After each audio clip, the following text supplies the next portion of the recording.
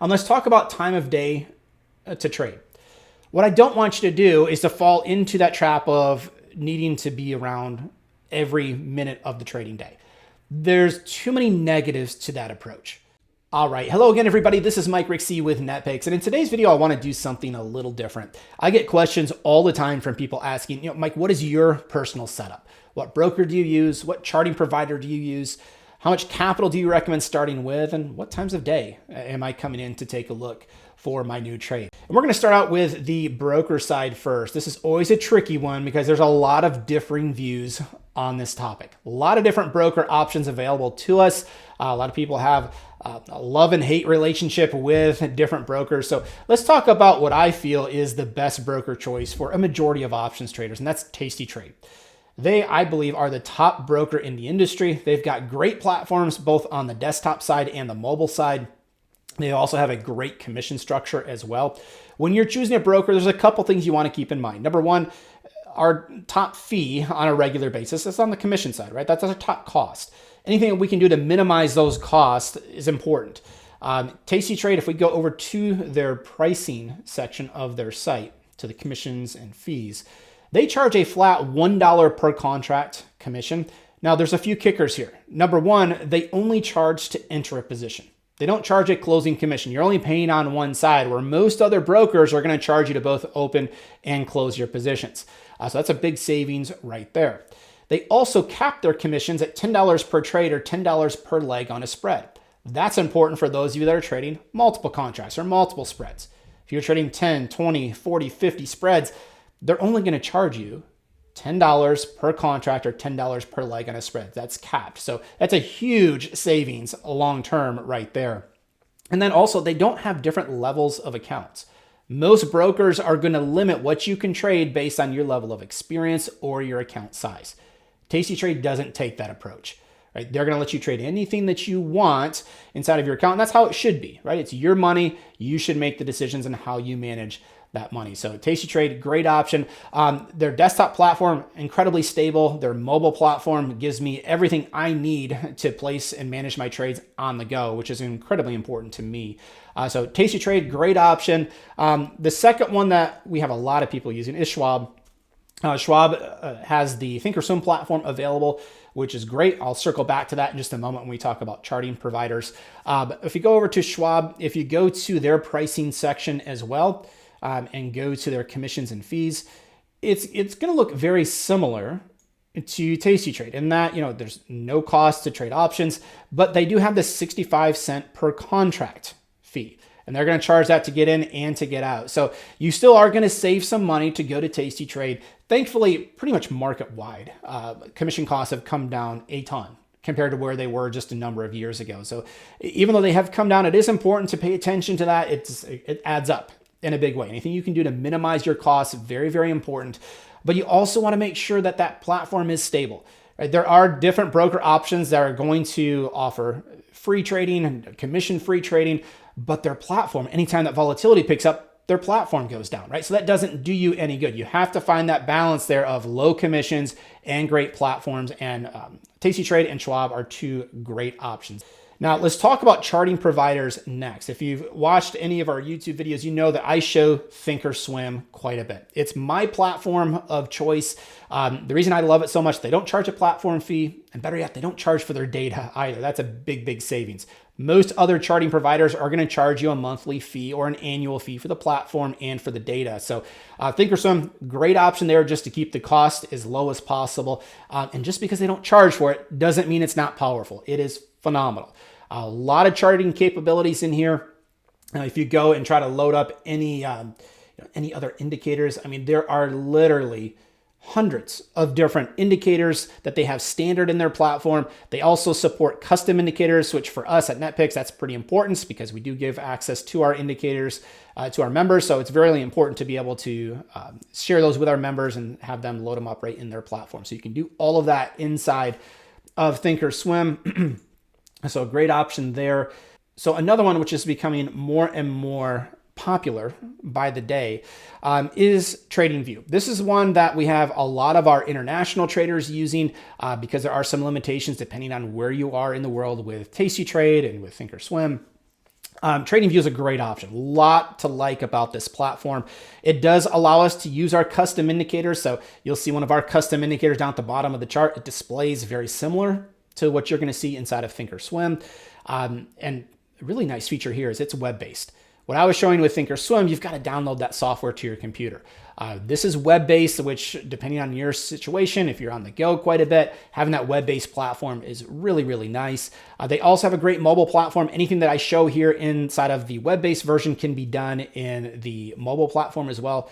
I talk about that all the time because it's so important for me. I trade from my mobile platform just as much as I do from my desktop these days. So really important to have that feature. TradingView, unlike Thinkorswim, it is not free. You will be paying for it. They do run specials around the holidays throughout the year. So if you time it right, you can get it pretty inexpensive. And then they do charge for the data as well. That's inevitable with most charting providers outside of Thinkorswim. So you will have some fees there, but it's a great option. It's very stable. I don't run into too many issues with TradingView. It's a great option to consider there. If you have any questions on that or need more direction on which way to go, you can always reach out to us. We can certainly talk through some things and make sure that you have the best broker in place and the best charting platform as well. Now, as far as account size, let's talk about that briefly. We recommend starting out with a minimum of $3,500 in your account. While you can start with less than that, it becomes more difficult to manage the risk if you do. What we don't want you to fall into is that trap of having one losing trade or a series of losing trades impact your ability to take the next trade. We don't want to be left in an immediate drawdown or wipe out an account because of one losing trade. You want to be set up for long-term success. Trading's all a numbers game. You're going to have a mix of winners, losers, break-evens. You want to make sure you're around for the long haul, and using proper risk, very, very important. What we talk about with a lot of our trades, I'll pull up our spreadsheet of our overnight pop trades program. Average cost per trade there is $147 per spread. Most of our services tie up between $150 and $500 of capital per contract or per spread. Right. So when I talk about $3,500 at a minimum, I don't want you to think that you've got to have $1,000 of risk in every trade. If you've got a bigger account, you can certainly adjust. Right? All you have to do is adjust position size. Our trades themselves and how we structure them don't change. You're just adjusting position size from there. So a lot of flexibility there, but as a starting point, we recommend $3,500 at a minimum. When you start to get under that level, what we find is that you start to become too emotional. You start to react emotionally to every little move back and forth. Trade goes underwater. You start to panic. It's really easy to fall into that trap. So if you have any questions on that, need more direction, let us know. We can certainly talk through that in more detail. Let's talk about computer setup. A lot of times people think they've got to go out and get the top of the line everything, right? Top of the line processor, the most memory available, the best graphics card. Here's my thoughts on that.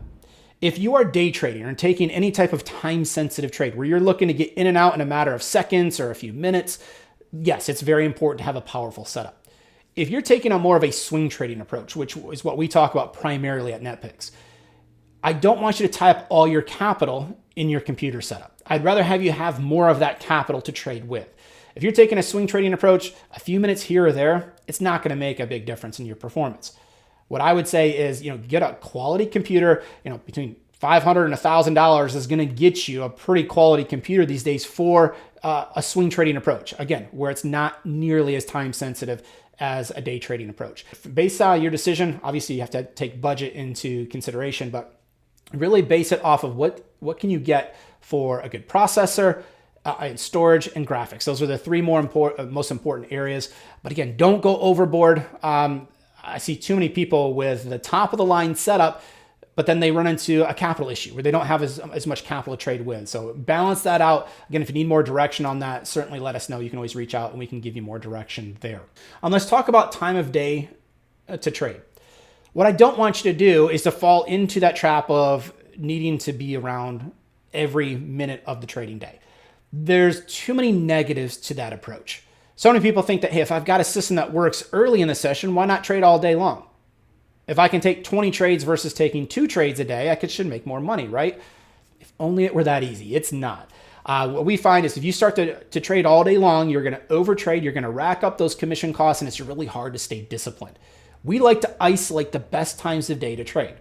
And because I'm swing trading, I want to be available at the times of day where I know we've got good volume and we've got good range, because that's going to make it easier for me to get fills on my trades quickly and at good pricing. So here's what we look at. I'm going to change this from a daily chart to a 5-minute chart. And I'm going to zoom in just a little bit here. What we find is the first 30 minutes and the last 15 to 30 minutes of each trading day are where you see the most activity. And that's going to be your best those are your best windows to get good fills quickly and at good pricing. So when we open positions, we like to come in during that last 15 to 30 minutes of the session. Right, if I take a look at the last 15 minutes, let's just take a look at the last 15 minutes of this session right here. Look what happened to volume. Volume exploded. Look what happened to the ATR. This is the average true range. We saw markets pick up during that last 15 minutes of the session, right? Now that wasn't just a one-time deal. If I go back to the prior session, what happens during that last 15-minute window? Volume expands. The range expands. It's very consistent on a daily basis where you get that burst late in the day. It makes sense. But you have people positioning for overnight. Are they willing to hold trades overnight, or are they just going to close out before the end of the day? And then you also have your market on close data that comes out at 3:50 p.m. Eastern time every day. What that is the big institutions have to report what they're going to do into the close. They have a massive amount of buy orders, sell orders, and that can cause some movement at 3:50. By waiting late in the session, it allows us to filter out some of the noise, some of the intraday head fakes, and then come in when the market is positioning for the end of the day. You can get fills very quickly at a good pricing. And then also, to take that a step further, it simplifies the whole process for us. I can build my schedule around that, right? So if I know that I'm going to open up a majority of my trades in that last 30 minutes of the session, I need to be available, right? I'm not going to schedule client calls. I'm not going to schedule coaching calls. I'm not going to record videos during that window. That's my time to come in and focus primarily on the markets. Limit distractions during that window, get in, do what I need to do, get my trades placed, and then I can move on with my day. Whether it's work related, getting your kids to school, to sporting events, whatever it might be, right? You can simplify and build your schedule around that window of time. Now, the first 30 minutes is also very active. You can also see during the beginning part of the session, we also get good volume, you get good range. You can see that very consistently from day to day. That's when I'm typically managing my positions. I'm coming in, I'm taking trades off, I'm making adjustments to my open positions. Those are the times of day that I come in and do trade management primarily. So again, that frees up the rest of my day. From 9:30 to just before 10 o'clock, that's my window to get things done with trade management. And then during that last 30 minutes of the session, when I come in and open new trades, and that frees up the rest of my day to do other things. And it prevents the emotional aspect from creeping in to the mix. And it also limits the overtrading aspect that a lot of people struggle with. So you are not limited to those windows. You can certainly come in at any time of the day. But the problem with that is if you come in, let's just say at 1 p.m., look at the difference in volume. Volume is much lower during that middle stretch of the day. The range is also some of the lowest range that you see during the trading day. So if you don't have a choice, if work restrictions force you to come in at 12 o'clock or 1 p.m., you can make it work. But if you have the ability to structure your schedule a little bit differently, those windows that I talked about, that first 30 minutes, the last 30 minutes, those are the primary windows where I get a majority of my trading done each and every day. And then finally, let's talk about my favorite market. Market selection, obviously we could spend a whole 2-hour session on this topic. I love SPY. If we're talking about our overnight pop trades, which I talk about all the time, the overnight pop trades, it's a time sensitive trade. We're still holding overnight. We're still swing trading. So it's not a day trade. But I want to make sure that I'm trading markets that have good liquidity in the options. The way that you can gauge that is if you open up a trade page and look at SPY. I'm looking at the volume and open interest columns here, and you can see there's massive volume and open interest spread across many strike prices. That's going to lead to tighter bid-ask spreads. It's going to allow me to get in and out of my trades quicker and at good pricing versus an individual stock that doesn't have much activity as SPY. And that can be more of a struggle where you have to make adjustments to your price, to your order price, and you may not get filled at all. So I like to focus on the most active markets on a daily basis. SPY also has daily options available. If you take a look here, you can trade into expiration Monday through Friday if you want to. It's one of the few products at this point that offers the daily cycles versus if you go to Apple or even Amazon, if you take a look at AAPL, you'll notice it has weekly options, which is great. If you take a look, what you're looking for is when you open those up, do the volume and open interest numbers have good levels there across many strike prices? Apple, very liquid market. I trade it all the time. A lot of activity there. You shouldn't have anything to worry about. But bottom line is, don't try to trade every market out there. It's really easy to get sucked into that news cycle. You hear a symbol on CNBC, Fox Business, Bloomberg, you think, oh, I should take a look. I should trade that. I like to focus on my core markets. My watch list does not change very often, and that is by design. I want to get to know the markets that I trade really well. Allows me to trade with more confidence, knowing that it moves well, it has good liquidity. It's going to take a lot of stress out of my trading. So SPY, hands down, my favorite market to trade. And again, those liquidity numbers I showed you on the daily options, but if you go out to any of the weeklies or the monthlies, I mean, same story, just a lot of liquidity in these options. So it's a great market. If you're trading the overnight pops, looking for those quick trades, SPY, very great market to start with. All right. So if you have any questions, that's my personal setup. Feel free to reach out. We'd love to connect. I want to make sure that you are confident in your setup. You know, once you get in that, get all that stuff in place, it just really drastically reduces your stress level going forward. So feel free to reach out. My email is mike@netpicks.com. I'd love to connect and help with any questions you might have. So I'm going to wrap this video up here.